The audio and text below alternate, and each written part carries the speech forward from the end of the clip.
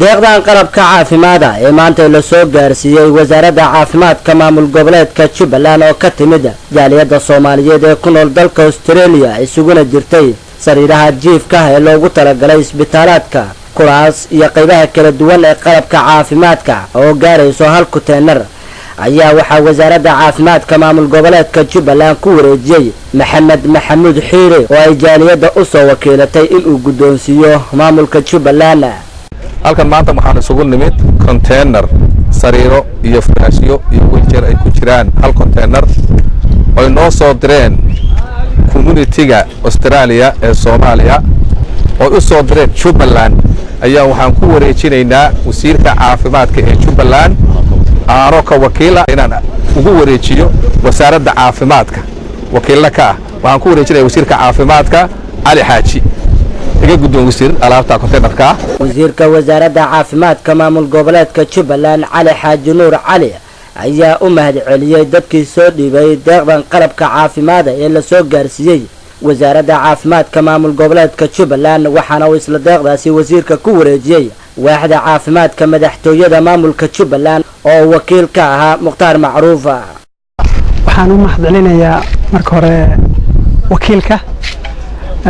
manaha bulshada soo wakiilatay runtii aadan ugu farxasanahay marka jaaliyadda Australia ay Jubbaland ay ugu soo deeqdo qalab caafimaad oo ka kooban hal container oo hordhac waxaan u jeedinay marka bulshada Soomaaliyeed community-ga Soomaaliyeed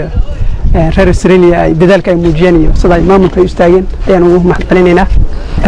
jaaliyadaha kale wadamada kala joogan marka oo ka soo jeeda marka maamulka iyo dhamaan Soomaaliyeed waxaan ku codsanaynaa marka inay ku daydaan oo tusaale ay noqdaan marka horumarinta iyo garab istaaga maamulka xaqiiqdii maamulka ama qof kasta wadanka manaha waxa horumarin kara qofka u dhashay oo marka ka soo jeedo waxaan u mahadcelinaynaa marka hay'adda harda iyo marka community-gi sheegay jaaliyadii arintan marka iska xil saartay oo qalabkan caafimaad marka maamulka uu soo deeqay kuna soo hagaajiyay marka wasaaradda caafimaadka aniga marka wasaaradda caafimaadka marka qalabkan waxaan ku wareejinaynaa waaxda caafimaadka madaxtooyada oo wakiil u ah Mukhtaar Macruuf. mudan wasiirka caafimaadka Jubbaland aad buu mahadsan yahay oo ka guddoonay waaxda caafimaadka madaxtooyada qalabkan runtii waxaa mar labaad mahad ballaaran aan u soo jeedinaynaa labadii hay'ad aan labadii urur ka soo shaqeeyay qalabkan inuu soo gaaro Jubbaland oo kala ah bulshooyinka Soomaaliyeed ee ku nool Australia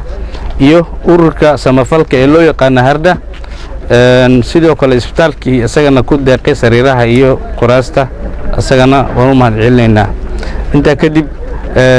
markii ugu horeysay ma aha sadka la wada socotaan waxa ka horeeyay container kale oo qalab caynkan oo kala siday sidoo sheegay wasiirka waxaan bulshooyinka kale ee Soomaaliyeed ugu baaqaynaa inay ku daydaan walaalahooda bulshada Australia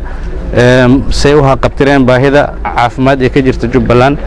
mar labaad iyo mar saddexaad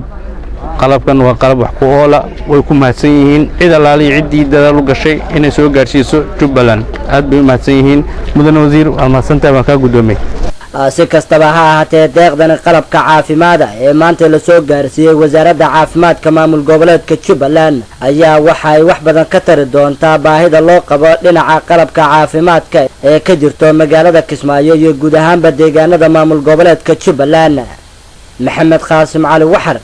TV-ga caalamiga ee SAB magaalada Kismaayo.